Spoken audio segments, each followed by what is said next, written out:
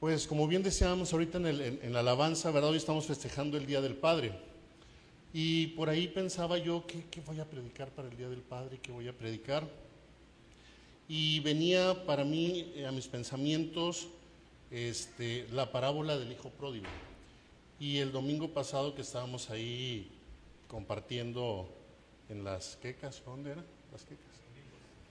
Perdón. En el Nicos, estábamos ahí Joel y yo platicando y le decía, pues es que no sé qué voy a predicar, y ya se me acabó el tiempo y se me acabó la semana, y volví a mí otra vez a los pensamientos, el hijo pródigo y el hijo pródigo. Pues entonces esta tarde vamos a estar llevando la predicación en Lucas 15.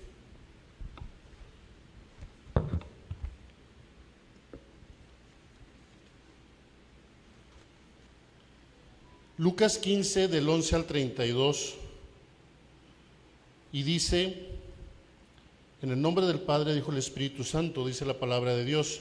Y también dijo un hombre que tenía 2 hijos, y el menor de ellos dijo a su padre: Padre, dame la parte de los bienes que me corresponden, y les repartió los bienes.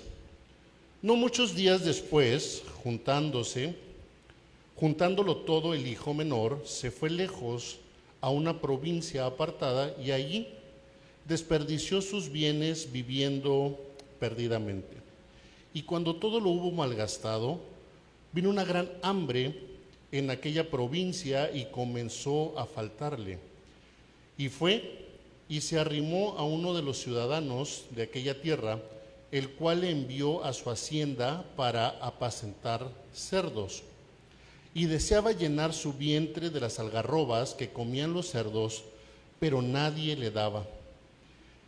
Y volviendo en sí, dijo: ¿cuántos jornaleros en casa de mi padre tienen la abundancia de pan, y yo aquí perezco de hambre? Me levantaré e iré a mi padre y diré: Padre, he pecado contra el cielo y contra ti. Ya no soy digno de ser llamado tu hijo.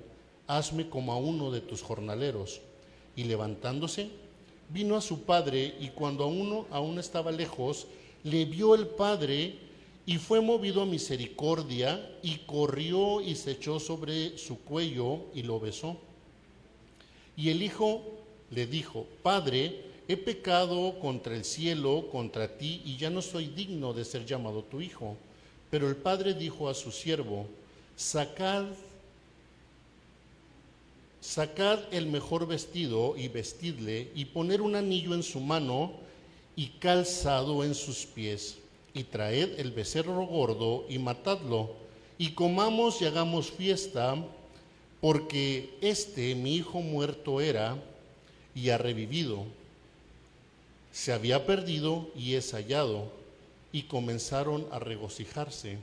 Y así su hijo mayor estaba en el campo, y cuando vio y llegó cerca de la casa, oyó la música y las danzas, y llamando a uno de los criados le preguntó qué era aquello, y le dijo: tu hermano ha venido, y tu padre ha hecho matar el becerro gordo por haberle recibido bueno y sano.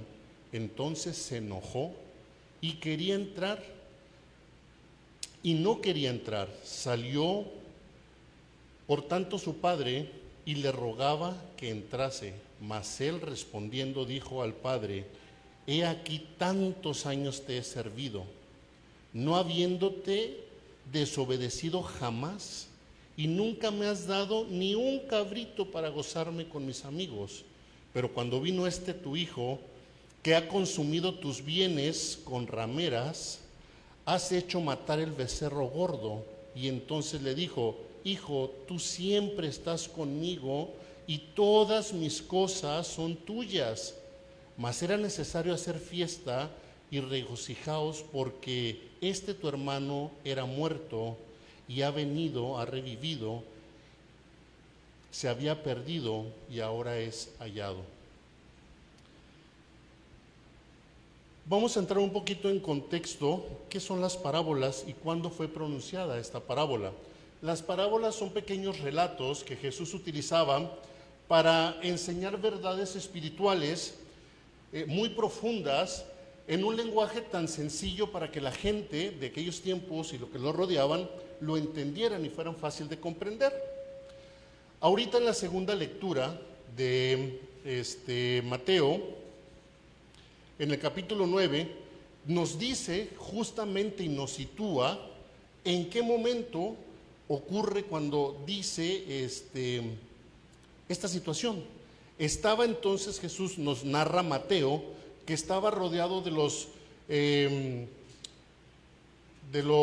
válgame, se me fue la palabra, perdón, de los publicanos, así es, estaba rodeado de los publicanos, de los fariseos, de los escribas, de los sacerdotes, y entonces estos decían, ¿cómo es posible que este hombre que se dice ser profeta y santo se reúne con todos estos pecadores, los publicanos, ¿verdad?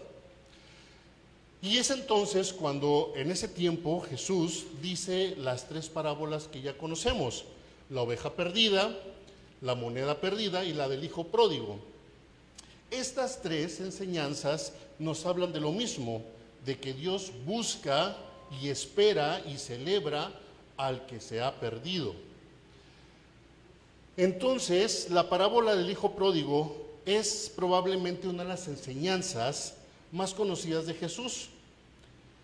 Más que una historia sobre un hijo perdido, es una revelación sobre el corazón de un Padre misericordioso y amoroso, un Padre celestial que siempre está a la espera de sus hijos. La historia del hijo pródigo es la historia que muchas veces nosotros hemos vivido.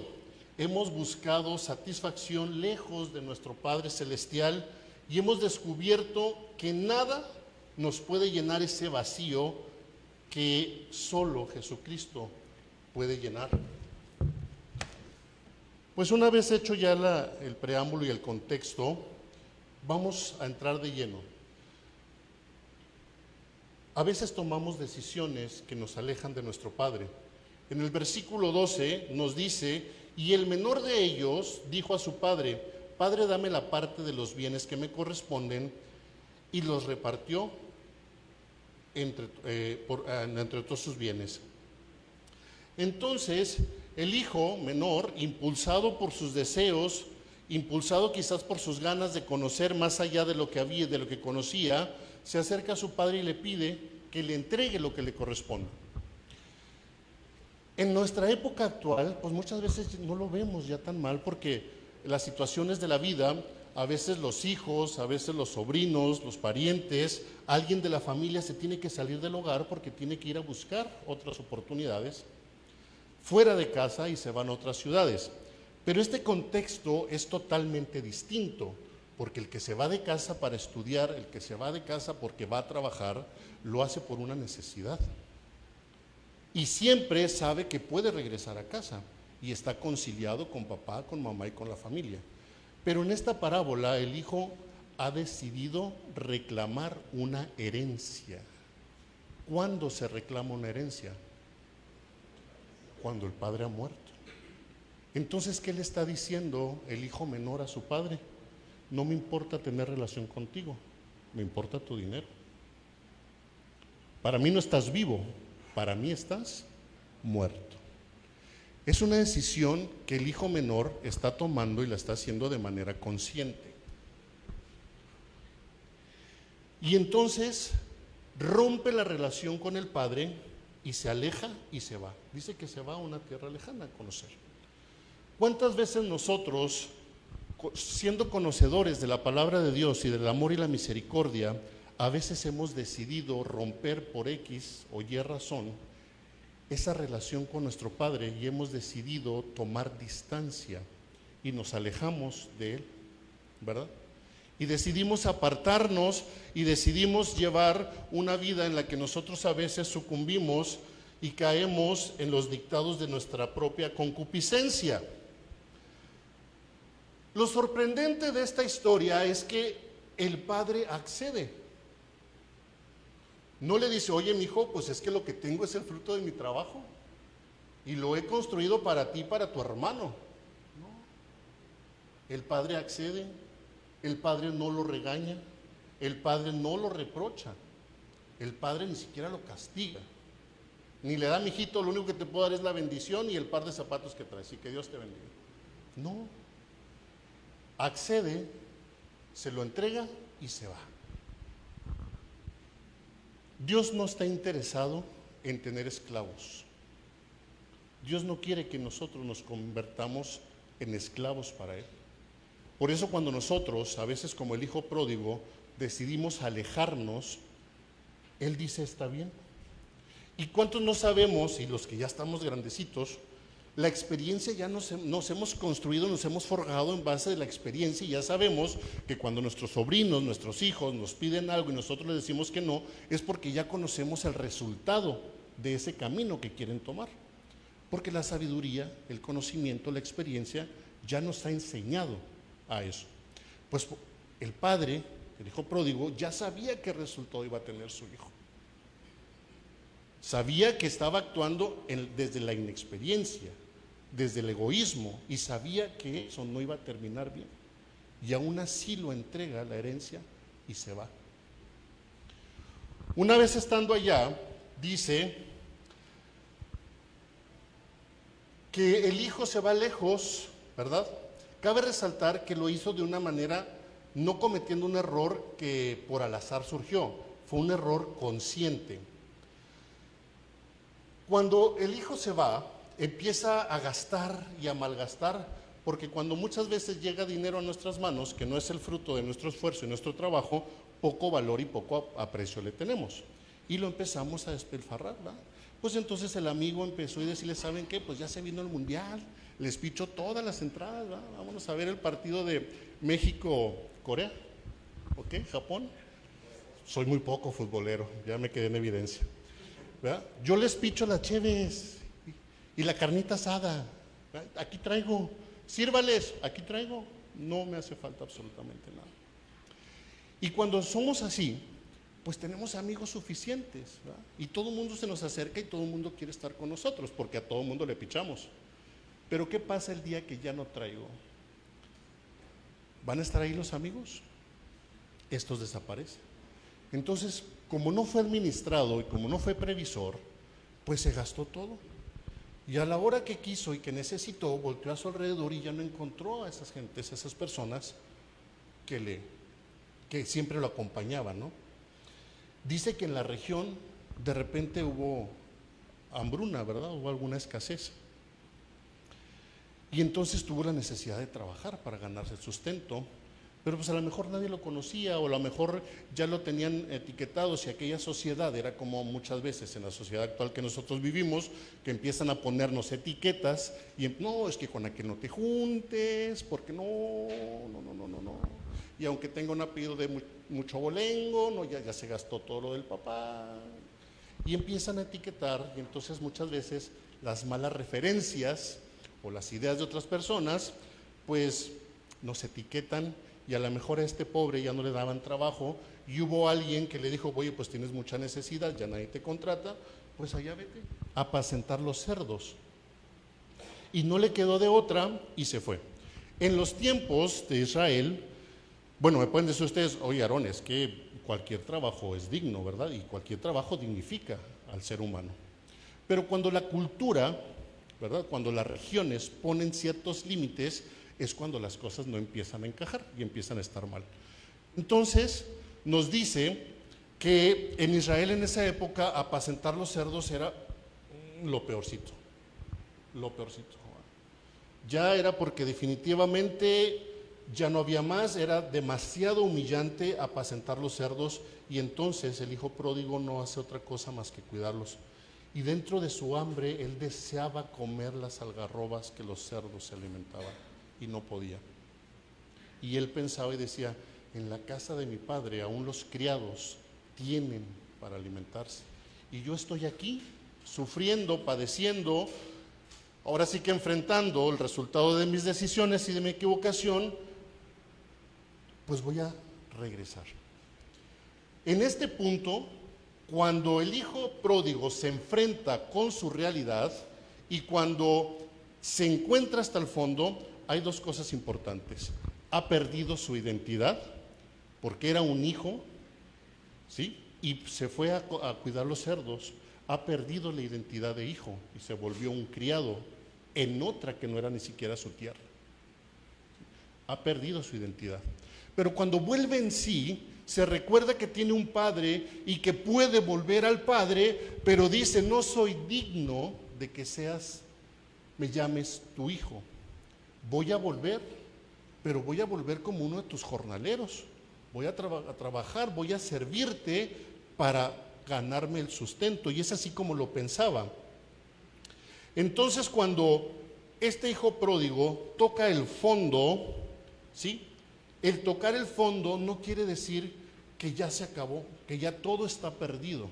Es el punto en el que debemos de pensar y tomar las decisiones para el regreso. El fondo es el punto en el que te puedes hacer presión, impulsarte para salir. Entonces, es lo que hace el hijo pródigo. Regresa a su casa después de que todo se había terminado y decide vuelve en sí. Es como un despertar, como recuperar la conciencia y pensar que en la casa de su padre hay abundancia. Aquí en griego vamos a destacar una palabra. En este texto, en este versículo, viene la palabra axios, que en griego significa ser digno y merecedor. Entonces el hijo pródigo no se sentía axios, ¿no? Ya no se consideraba hijo, ya no se consideraba merecedor. Entonces él siente que ya no tiene el valor, pues el pecado que cometió, ¿verdad? Ya no lo hace digno, lo alejó de su padre y también distorsionó la identidad que él tenía. Es importante que destaquemos que el arrepentimiento comienza cuando admitimos la necesidad de Dios en nuestras vidas. Cuando hemos tocado fondo, es necesario voltear al Padre, clamar y decir, reconozco que he pecado, reconozco que he faltado, reconozco que estoy perdiendo mi identidad de hijo y clamo a ti, Padre, para que me ayudes y me socorras. Y el Padre siempre va a estar atento. ¿Y cómo estamos seguros de eso? Porque dice que el Padre corrió. El amor del Padre es la gracia que restaura y es una gracia que no reprocha. Entonces llega el momento, quiero que escuchen por favor. ¿Cuántos dicen amén? Los que ya se durmieron, digan amén. Todos están dormidos. Gloria a Dios por los que sueñan en esta tarde. Quiero que escuchen lo siguiente. Y cuando aún estaba lejos, ¿verdad? El Padre lo vio. Eso significa que el Padre estaba siempre al pendiente. Ya me imagino yo al Padre preocupado, siempre mirando por la ventana, siempre estando al pendiente hacia la vereda, hacia el camino, a ver qué día veía al Hijo venir por ese sendero de regreso a casa. Y día tras día miraba el camino, pero no se veía, sino que un día llegó en que lo mira y entonces el Padre lo ve y el Padre corre a su encuentro. Volvemos a la situación contextual cultural. No era bien visto que un padre, en el contexto judío, corriera. ¿Cómo se visten los judíos? Con túnica. Los que ya tuvimos la oportunidad de vestir una toga en la graduación y que estuvieron en la escolta, pues nunca podíamos hacer los desplantes, ¿verdad? Porque te impide dar el paso. Entonces el Padre, a traer este tipo de indumentaria, ¿qué tenía que hacer para correr? Porque la Biblia es muy clara y dice, corrió. Tenía que levantarse las enaguas como las viejitas, ¿verdad? Y es ahí donde la cultura no permitía levantar la indumentaria, porque era deshonroso. Era deshonroso. Estaba dejando ver parte de su cuerpo. Y dice la Biblia que el Padre se frenó. ¿Le importó acaso? Dice que no. Dice que corrió. Entonces la Biblia no describe, pero si sabemos que estamos hablando de indumentarias, forzosamente tuvo que levantarse, ¿verdad? Para poder correr y dar las zancadas para llegar hasta él. Y cuando llegó, entonces lo abrazó y lo besó. No le reclamó, lo besó. Ahora, quiero que vayamos a Deuteronomios 21:18. ¿Y por qué es tan importante esta parte? Alguien que me diga, por favor, ¿qué representa Deuteronomio en la Biblia? En sí el libro de Deuteronomios. Sí, es el Pentateuco. El libro de Deuteronomios es parte del Pentateuco. El Pentateuco son los 5 libros, Penta, 5, donde se marca la ley de los judíos, ¿verdad? ¿Estamos de acuerdo? Entonces, asentado en la ley de los judíos, dice Deuteronomios 21, en el 18 al 21, dice lo siguiente. Dice, si alguno tuviera un hijo contumaz y rebelde, que no obedeciere la voz de sus padres ni a la voz de su madre, y habiéndole castigado no le obedeciere, entonces lo tomará su padre y su madre y lo sacarán ante los ancianos de la ciudad y a la puerta del lugar donde vivía, y dirán a los ancianos de la ciudad: este nuestro hijo es contumaz y rebelde, no obedece a nuestra voz, es glotón y borracho. Entonces todos los hombres de su ciudad lo apedrearán y morirá, y así quitará el mal de un medio de ti delante de todo el pueblo de Israel. Entonces, ¿qué le decía la ley al padre? ¿Que corriera a recibir a su hijo? Lo que estamos leyendo en Deuteronomios nos describe y nos narra justamente todo lo que hizo el hijo pródigo en la tierra lejana. Y el padre sabía, entonces corre el padre, entonces lo abraza, ¿verdad? Y entonces, ¿por qué corre hacia él? Porque no quiere que la gente lo vea, porque no quiere que la gente emita un juicio, porque no quiere que la gente venga, los ancianos, y castiguen a su hijo y lo lleven a muerte. Porque el padre lo ama tanto que entonces le quiere volver y le quiere regresar su identidad.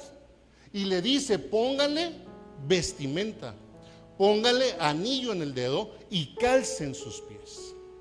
Lo reivindica como hijo.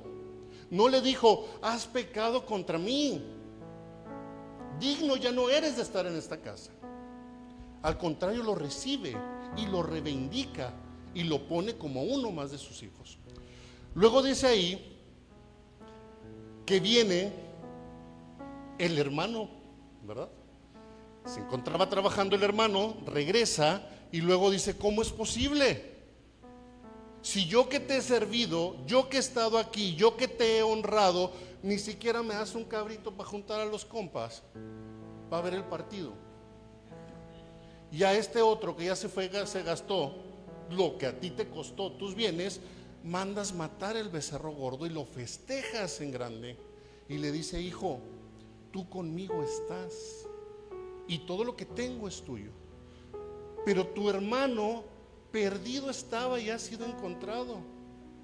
Quizás el papá pensaba que ya se lo habían matado por allá, y dice: muerto estaba y ahora vivo es. Por eso quiero celebrar. Pero el hijo mayor no lo entendió. Dentro de su corazón quizás había celos, resentimientos. La Biblia no lo describe, pero por la actitud que está tomando, quizás es lo que el hijo siente. Nuevamente el padre sale porque no quiere entrar a la fiesta. Nos dice la Biblia que el hijo mayor no quiere entrar a la fiesta. Está sentido, se amachó, está haciendo el berrinche. Entonces él sale y le dice: hijo, entra. Nuevamente el padre sale con el otro hijo y le dice: tú estás conmigo, tú eres de mi casa, tú estás aquí, entra, es tu hogar, entra, es tu hogar. Nuevamente vemos al padre llamándole a otro de los hijos. Dice, es bien importante, me voy a regresar tantitito, que cuando el padre corre, toma sobre sí la vergüenza. Y es bien importante, perdón que me estoy regresando tantito, pero es importante aclararlo. Lo mismo Dios nuestro Señor hace con nosotros, y tomó la vergüenza, ¿sí? Y la decidió padecer y sufrir para que nosotros no fuéramos a sufrir, no fuéramos juzgados y no fuéramos muertos. Porque el juicio, la paga del pecado es muerte, lo dice la Biblia. Entonces, ¿cómo es que entonces el Padre nos justifica a nosotros? A través de Jesucristo. Jesucristo fue muerto en la cruz del Calvario, y la cruz, los romanos utilizaban este medio de tortura para exhibir a los ladrones, para exhibir a los que habían pecado, para exhibir al que tenía culpa. Jesucristo, ¿qué culpa tenía? Sin embargo, dice que soportó la humillación, ¿verdad? Y dice que fue muerte de cruz, y es muy específica, padeció la muerte de cruz, porque era la humillación ante todo un pueblo. ¿Y por qué lo hizo? Para que tú y yo tuviéramos identidad, para que tú y yo heredemos el reino de los cielos, porque a veces tú y yo hemos heredado y reclamado nuestra concupiscencia, porque soy libre y puedo echar mano de mi libre albedrío, pero Dios sabe a dónde vamos a terminar. Por eso Él te dice: hijo, ven a casa, yo ya te compré, yo ya morí por ti, yo ya te doy una identidad en mí, que soy tu hijo. Entonces déjame decirte, hermana, hermano, hermana, que me escuchas, que si Dios es el rey del universo, pues entonces tú eres príncipe y princesa del universo, porque somos hijos de un rey, porque somos hijos de Dios. ¿No te da gusto eso? Entonces Él te da identidad. Muchas veces el mundo a nosotros nos ha marcado y nos ha etiquetado y quiere que tengamos otro tipo de identidades, ¿verdad? Y lo vivimos nosotros aquí. ¿A poco si eres LGBT y se reúnen todos en esa iglesita? ¿A poco? Qué curioso, ¿no? ¿No se te hace raro? Porque la gente de allá afuera cree que somos exactamente iguales o tenemos la misma etiqueta que ellos quieren que tengamos, porque no hemos comprendido, y ellos no han comprendido, que Dios nos ha dado una identidad. ¿Cuántos dicen amén? Ahora sí los despiertos, pueden decir amén. Muy bien, vamos a cerrar con esto y quiero que pensemos en lo siguiente. En esta narrativa nos encontramos con tres personajes: el hijo pródigo, que decide irse; el que ha reclamado los bienes y ha decidido juzgar a su padre como muerto. Tenemos al hijo mayor, que estando en la casa de su padre, no conoce el corazón de su padre, porque los celos le reclaman porque acepta al hijo que se ha ido. Y tenemos a un padre amoroso. Aquí tenemos los tres personajes de esta parábola. Yo te invito a que reflexionemos una cosa muy importante. De cierto modo, en cierta forma, ¿con cuál de los dos hijos nos podemos identificar? Esa es una reflexión solamente para ti.